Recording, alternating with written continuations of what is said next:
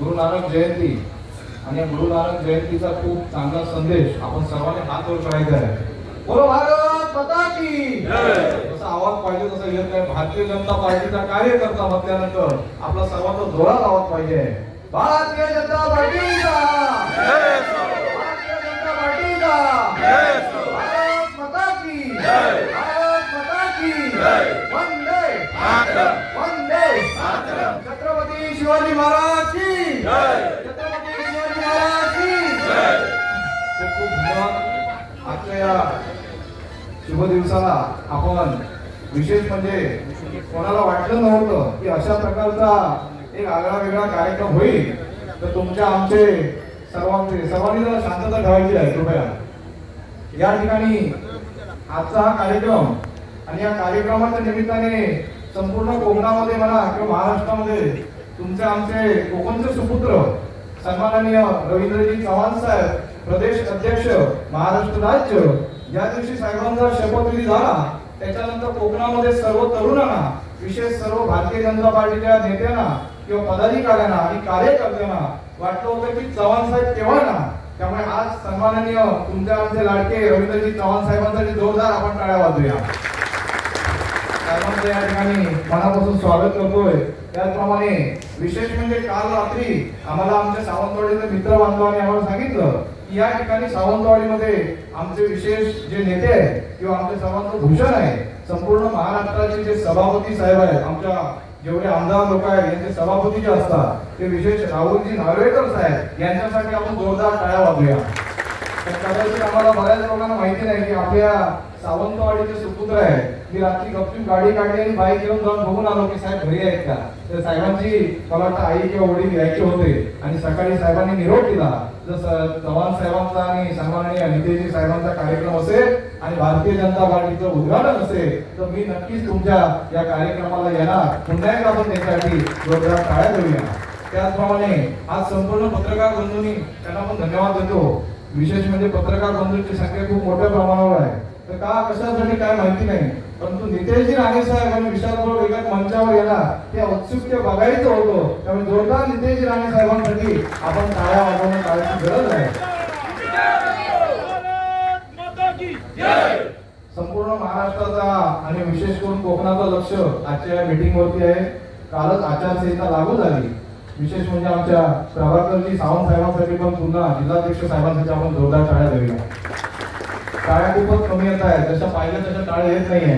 तर त्याप्रमाणे आज या ठिकाणी सन्माननीय प्रमोदजी जटाळ साहेब आहेत, त्यात शैलेंद्रजी दळवी साहेब आहेत, तुमची काळसेकरजी साहेब आहेत, मनीष भाई आहेत. सर्वांची नावं घेतल्या. सर्व भारतीय जनता पार्टीचे सर्व आमचे नेते मंडळींना मी धन्यवाद देतोय. तमाम आलेल्या युवकांना धन्यवाद देतोय. आमच्या भगिनी आहेत, माऊली आहेत, सर्वांना धन्यवाद देतो. या ठिकाणी मी खूप शॉर्ट मध्ये बोलतो कारण मी जास्त बोललो तर आम्हाला या सर्व दिग्गज नेत्यांची भाषणं ऐकायची आहे. ते विचार ते भारतीय जनता पार्टीला पोषक असे विचार असणार. त्यामुळे आम्हाला एक भूषण आहे की कोकणचा एक सुपुत्र महाराष्ट्राच्या राजकारणात आणि महाराष्ट्राच्या राजकारणात प्रदेशच्या अध्यक्षस्थानी जातो हे आमच्यासाठी एक खूप मोठी गोष्ट आहे. त्यामुळे मित्रांनो तुम्हाला एकच सांगतो की आज हे कार्यालयाचं जे ओपनिंग झालं हे कार्यालय हे विशाल प्रभाकर परब यांचं नसून सन्माननीय तुमचे आमचे लाडके प्रदेश अध्यक्ष रवींद्रजी चव्हाण साहेबांची संकल्पना गेले 2 वर्ष पूर्वीचीच संकल्पना आहे. ही फक्त मी सत्यात आणण्याचा प्रयत्न केला आहे. संपूर्ण काळावाला नाही. त्यामुळे प्रत्येक तालुक्यामध्ये भारतीय जनता पार्टीचं कार्यालय व्हावं आणि त्याची सुविधा आपल्या जनतेला व्हावी हीच साहेबांची प्रमुख भूमिका असते. मी अनेक वेळा साहेबांच्या संपर्कात आल्यानंतर पाहिलं की ज्यावेळी मी जातो त्यावेळी लोकांचे प्रश्न घेऊन यावं असं त्यांची इच्छा असते. आमच्या सावंतवाडीमध्ये खूप जटिल प्रश्न आहेत. आम्ही सांगत राहिलो तर त्याची लिस्ट मोठी आहे. या ठिकाणी साहेब मला बोलले की विशाल तू आरोग्यासाठी काय करू शकतो. मी त्यांना म्हणतो साहेब डॉक्टर हॉस्पिटल हे ते मी बनवू शकतो. साहेब बोलले तू काहीच करू नको, मी तुला सांगतो तेवढंच कर. तर बोलले की या ठिकाणी आपल्याकडे फिजिशियन डॉक्टर नाहीये, नर्स नाही, एवढे जर डॉक्टर आणले तरी सुद्धा लोक आपल्याला आशीर्वाद देतील. एवढं साहेबांनी सांगितलं. आशीर्वाद साहेबांचा आहे, पक्षाचा आहे, सर्वांचा आहे. आपल्या सर्वांचा आशीर्वाद असणं गरजेचं आहे की नाही. आपल्या सर्वांचा आशीर्वाद मला काय भारतीय जनता पार्टीला 3 डिसेंबरला आपल्याला सर्वांना गुलाल उधळायचा आहे. याच्यासाठी आपण एकत्र येण्याची काळाची गरज आहे.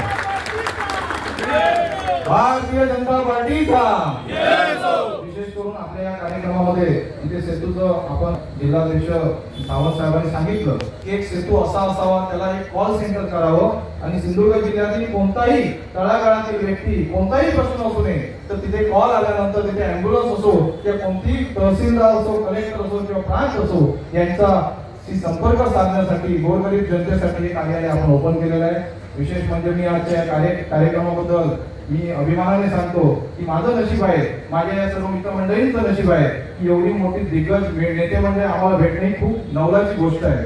कालच आचारसंहिता जाहीर झालं. मी सर तुम्हाला एकच सांगतो सन्माननीय साहेबांना की आज आपण सर्वांनी योगायोगाने का असेना, मला वाटतं सोनुलीची जत्रा आहे आणि त्या योगायोगाने सभापती साहेब म्हणा किंवा सन्माननीय रवींद्रजी चव्हाण साहेब किंवा आमचे लाडके पालकमंत्री नितेशजी राणे साहेब विशेष माझ्या या भारतीय जनता पार्टीच्या कार्यालयासाठी आपण आलात मी आपल्या सर्वांना धन्यवाद मानतोय. कारण आपण सर्वजण येणं ही माझ्यासारख्या एका छोट्या कार्यकर्त्याची जीत आहे. मी एवढंच तुम्हाला सांगतो की येणाऱ्या विधानसभेनंतर आज जिल्हा परिषद किंवा पंचायत समिती नगरपालिका या संपूर्ण इलेक्शनला 95% भारतीय जनता पार्टी सिंधुदुर्ग मध्ये असणार, काळामागे हरकत नाही.